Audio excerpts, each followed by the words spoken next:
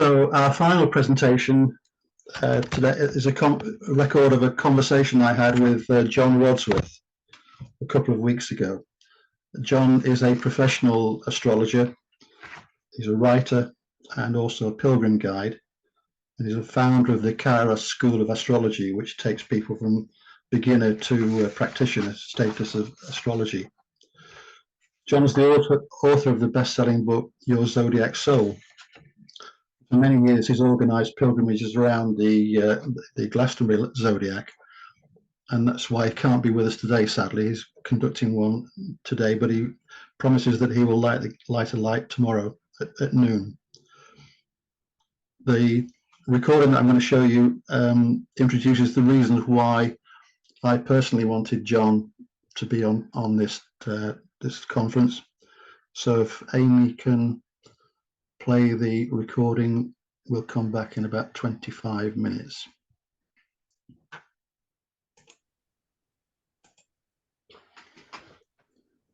Okay, so I'm here with John Wadsworth, as I said in the introduction, and we're going to have a talk about exploring the landscape zodiac from an astrological point of view. And the reason that I asked John to get involved with this presentation occurred to me earlier in the year when we were on a pilgrimage in Derbyshire with Vivian and with Vicky Wade and her friend Sue, and we were in Cancer section of the landscape zodiac. And in the past, we've always asked ourselves, what are the characteristics of a Cancerian landscape, or an Aryan landscape, or a Taurian landscape, and never really got an answer. And on this occasion, Sunday back in late June, early July, we took John's book with us, Your Astrological Soul, and looking at that in Cancer, it was a moment of illumination, as it were, because it was the realization that the features of a Cancerian landscape or anything else are not necessarily outside, but are internal. And John's book gives a structure for working internally as part of an alchemical process of working around the landscape and doing various exercises over those 12 sessions.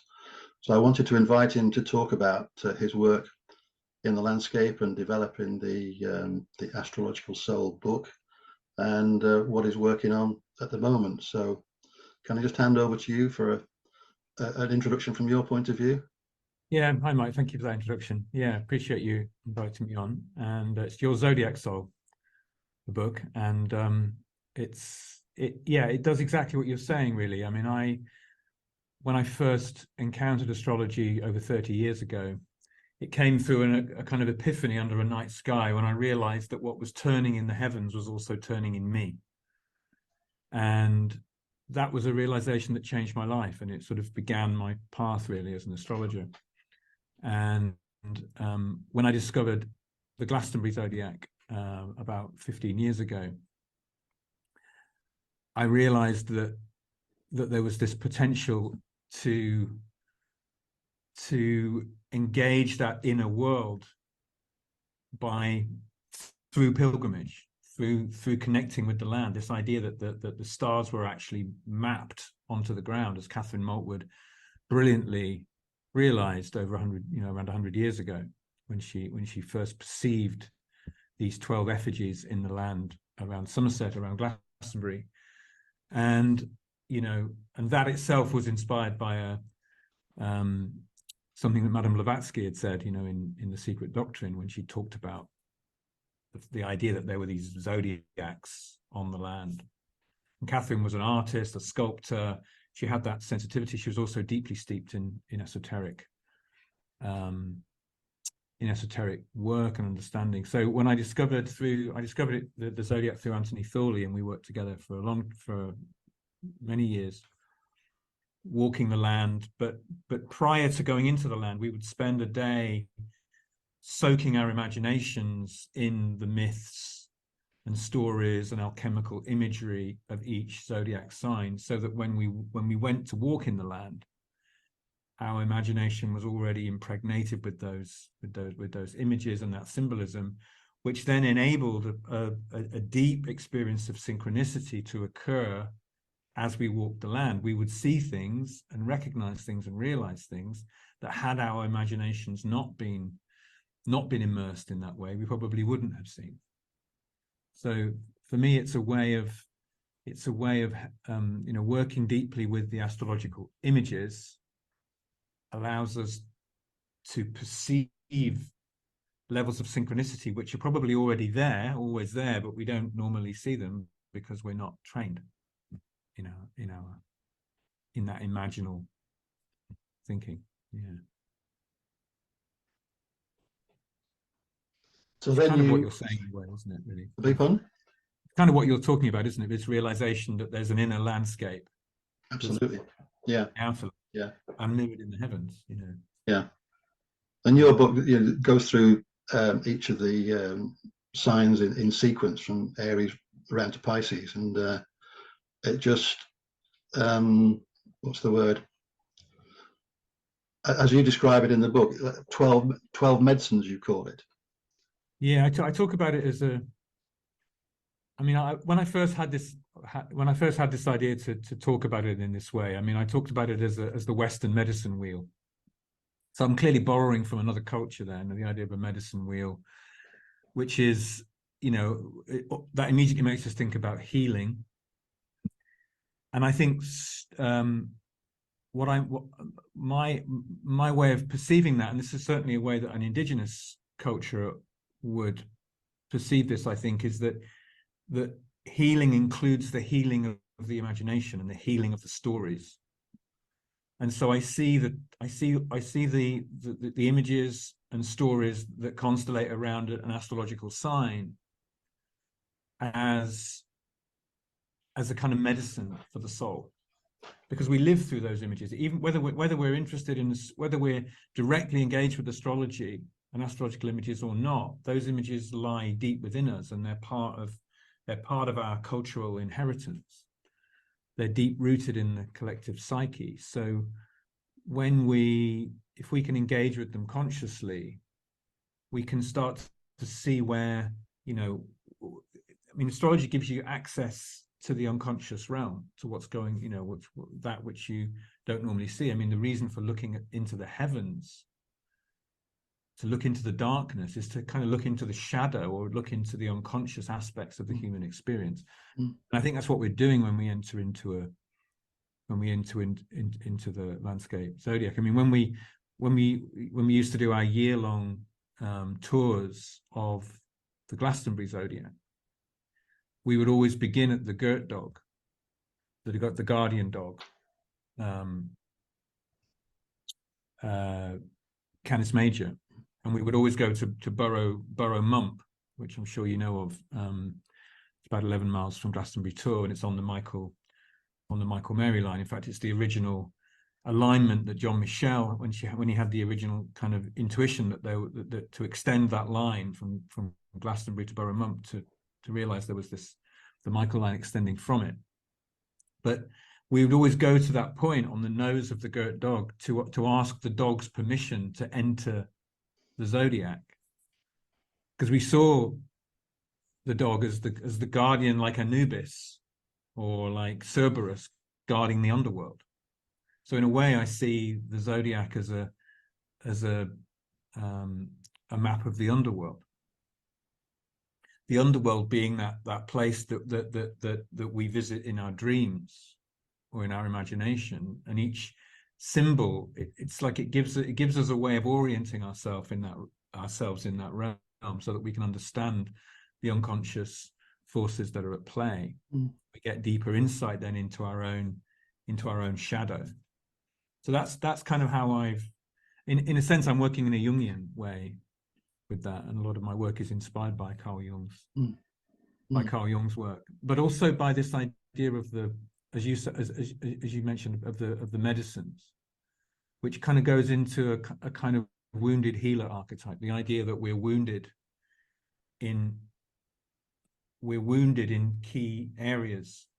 And I would say that there are ways of identifying 12 places in which we're wounded. The 12 signs of the zodiac can each stand for a kind of a deep wound in the psyche. So this is a big part of my work, is to become aware of what those wounds are, and how those wounds can unfold a medicine path for us as we pilgrimage, as we walk in, in the figures themselves. Yeah. Yeah, just excuse me, just an aside there. My star sign is Scorpio, and looking at the book, the shadow work in Scorpio as an exercise looks really quite challenging. Right. With the black cloak and sensory deprivation, call it what you will, but that would be a tough ask for me, I'm afraid. It was at the moment anyway. Who knows? But it was one of those things that did strike me when I was looking through. Yeah. But you're not doing the year-long pilgrimage now. You've condensed it down to a I'm not shorter doing period, that at effectively. the moment. No, Anthony and I used to do those together over the year. But what I do currently is a two-day tour where we visit and walk in the 12 figures of the Glastonbury Zodiac, and we work with the book. We work with some of the exercises in the book, and we also work with people's birth charts. So when we go into each figure and we walk each figure, we don't walk the whole of the figure. We just, there are certain power spots within each landscape figure that we visit, and we walk between places, and some are circular walks, some are visits. But when we get to these particular power spots on each sign, each person is given a healing mantra based on any planetary position that they may have in that sign. So if we're on Virgo and somebody has Venus in Virgo, then they will receive a short mantra for that position that they can work with as they walk, and that they can take away with them to work with afterwards. So that's the way that I've structured the tours, the 2-day tours now. So you can actually get to experience the whole, the whole zodiac in a shorter time, which is more realistic for people as well in terms of commitment and so on. But yeah, I mean, the idea with the alchemical journey when we walked over the year was that we would, and I may well do that again. I'm even considering starting it again in the spring, but we would walk when the sun was in each sign. We would journey in. Yeah. You mentioned in the book, I think, an alternative way of looking at of doing the exercises or the exercise through the 12 signs would be to follow the moon over the course you could do it over a moon cycle. one lunar month, as it were. You could do it over a moon cycle. So you could spend, you could spend 2.5 days working with the exercises while the moon's in Aries, and then move to Taurus, move to Gemini. That's a good rhythm to work with. Then some people work with the book over a whole year and stay while the sun is in that place. You could also work with it over a new moon, for example, and follow the new moon and full moon cycles. That's another way of working.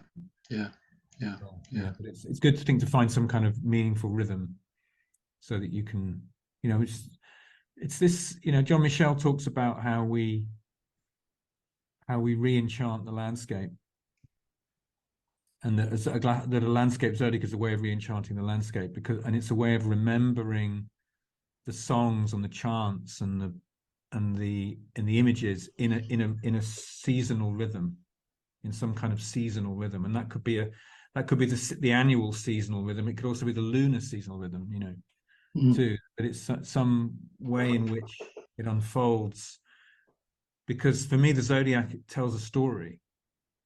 Each sign follows the other, is in a kind of developmental way as well. So we walk Aries, then we go to Aries, and then we would make a kind of initiatory shift from Aries to Taurus, from Taurus to Gemini. So our as we move from Aries to Taurus, for example, we would move from that fiery intention of Aries, where we kind of let ourselves be lit up. Aries is like the lighting of the spark. And then in Taurus, we drop into the earthy energy, which slows everything down and brings us into our senses. And then we moved from Taurus to Gemini. We moved from that sensory experience, which you could see which we experience as the blossom of late April, May, you know, when you get this, when our senses are just overwhelmed with these beautiful, sweet smelling blossoms. And then with Gemini, we move to the pollinating period, where the bees and butterflies, attracted by the blossoms, then begin to pollinate and spread the energy around as the kind of messengers of the air, you know. So you can find these seasonal cues as ways. That's the beauty of walking it seasonally, is that you're walking Taurus when Taurus is there for you to find her in the season. Likewise in Scorpio, you know, we walk Scorpio at the time when the nights are drawing in like a dark cloak. You mentioned the dark cloak. Well, the nights draw in, don't they, around that time, and you can feel the moodiness in the atmosphere of the season that we're moving into soon as we head towards Samhain, you know. And it's a perfect time then to go and walk that landscape, which is so resonant with that type of imagery. You mentioned when we spoke earlier about sacred wounds. Yeah. Something else that you're working on at the moment, I gather. Yeah. So I've started to talk about the zodiac signs as the 12 sacred wounds, which is a development of the ideas that I talk about in the book. And one way that I discuss that is within the context of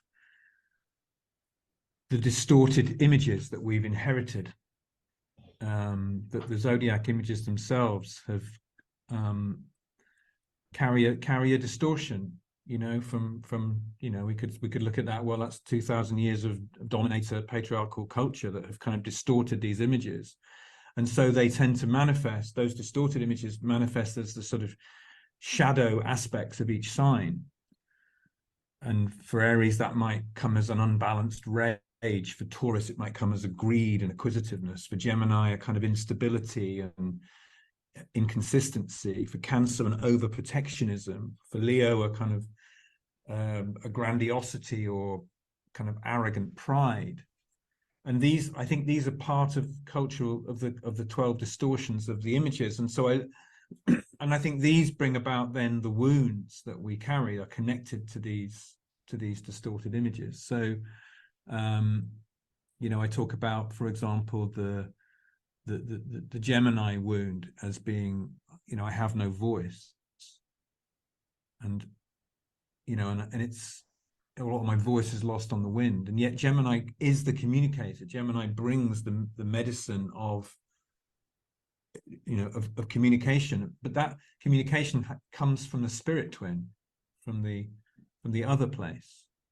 So in a way, the art of the Gemini path is to connect with the spirit twin and to realize that our language is a bringing through of that comes from the other world, from that part of us that doesn't incarnate, which is where I think language itself originates, from the child's attempt to remain connected to their spirit twin, which children experience as the invisible friend. And I think we think, oh, well, children are just being conditioned by their parents, or they're picking up cues from their environment. But I don't think that's it. I think communication is being initiated through the child, through that process of connecting with the spirit twin. So I talk a lot about that as being the kind of gateway medicine for Gemini, and for each sign has its own particular route, you know.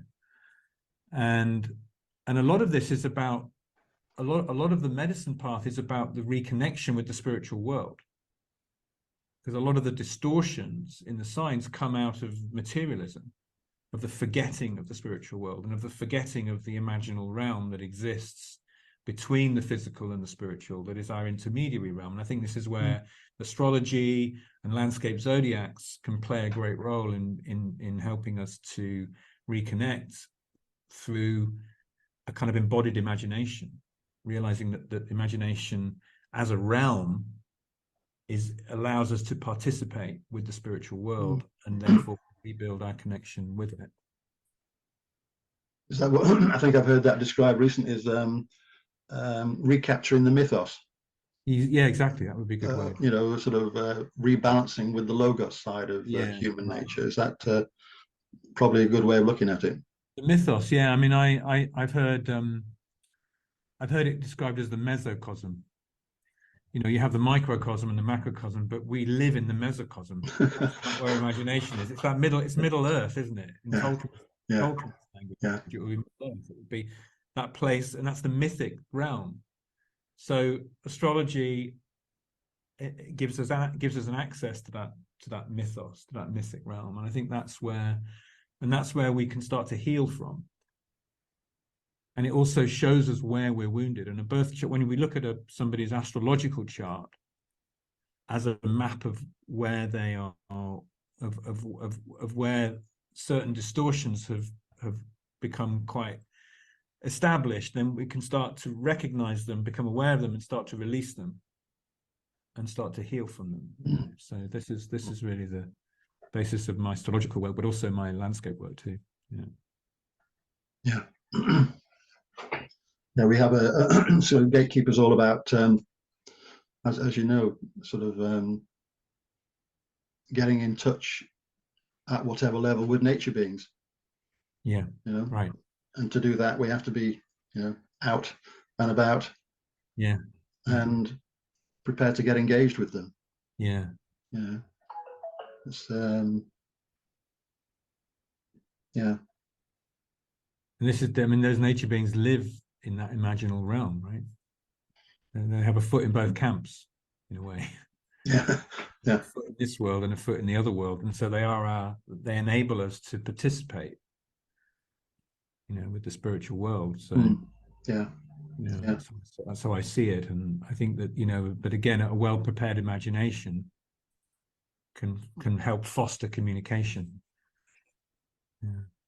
Yeah, the thing that struck me as we were talking earlier, you know, the amount of preparation that you do before you go out into the landscape from an astrological point of view and a mythological point of view and all sorts of other logical points of view. You know, you do the detailed work before you go, so you are alert to Exactly. Yeah. synchronicities and happenings, or as you showed in the recording that Gatekeeper had from 2018. You know, that huge great paw print in the mud. Do you remember that? You know, Yeah.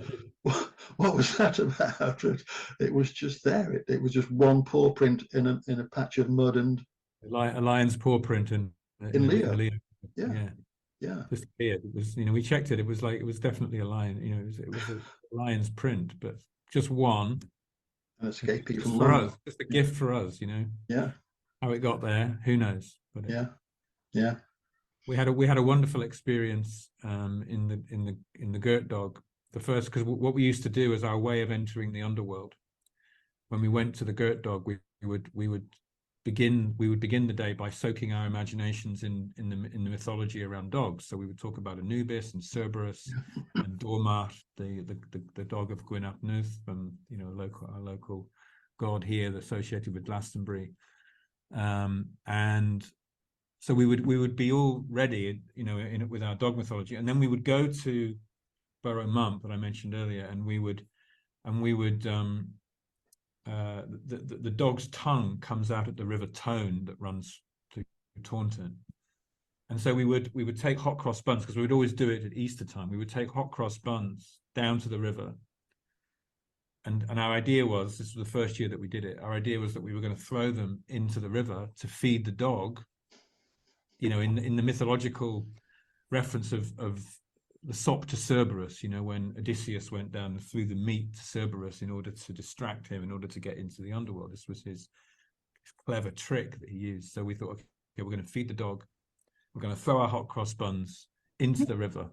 So we all went down there, we got our hot cross buns out, and we're all standing there, and we're kind of tuning in, doing a bit of a meditation, getting into it, getting into the kind of the spirit of what we're doing.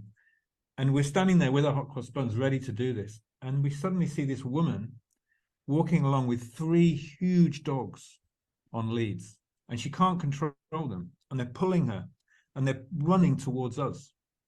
And just as we're about to throw these hot cross buns into the river, but these dogs literally jump up and take them out of our hands. It was quite remarkable.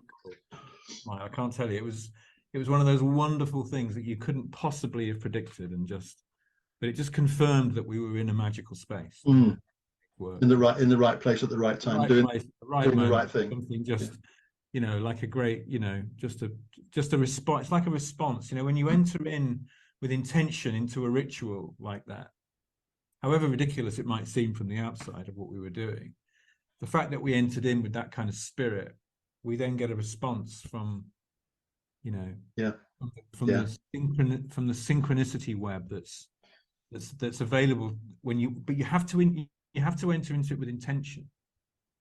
And I think this is the thing. This is the power of ritual and the power of intention.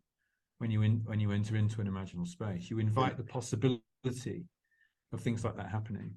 That then gives so much meaning to the experience and to life generally. I think when we encounter synchronicities like that, they give meaning to life, really deep meaning to our lives, and they remind us that we're living in a magical world. When you know, when as you know, this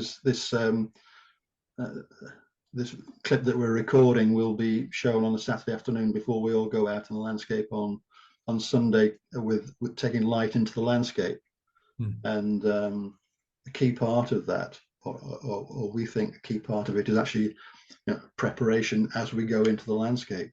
You know, we sort of ask permission to go into the landscape and to be, you know, please grant us your hospitality, kindly luminous beings. That's what Gatekeeper's all about, basically.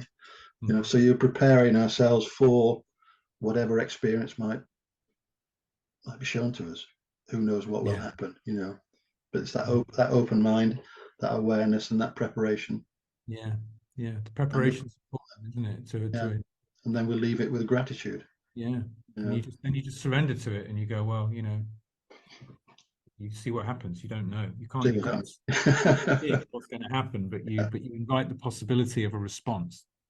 You enter into a dialogue then with that otherness. Okay, brilliant. Thank you very much indeed, John. Really appreciate that. Pleasure. No, really, and I know you can't be there on Saturday afternoon, but we hope you'll. I'm actually leading a group in the Glastonbury Zodiac on Saturday. On Saturday, okay. We'll be there with you in spirit, yeah, and then on Sunday at 12 o'clock, maybe light a candle somewhere wherever you are. Yeah, okay, I will do. Yeah, and just tune in to Centre and all the other light bits around the place. For sure. Yeah. Okay. That's when everyone's gathering. Everyone's gathering at 12 on Sunday. Is that 12 on Sunday? Yeah. Well, I will do my own offering at that point, because I live right here anyway in the Glastonbury Zodiac, so I'll make sure I'm in a significant spot for that. Yeah. Good. Thanks a lot. Thanks again. Okay. Yeah. All the best. A question's popped up. The book is called Your Astrological Soul, and I would recommend, if you want to hear more from John Wadsworth, that you go onto the Gatekeeper website and look in videos, and you will find there a recording of his presentation from the Gatekeeper annual conference in Pewsey in 2018, which was his introduction to the book.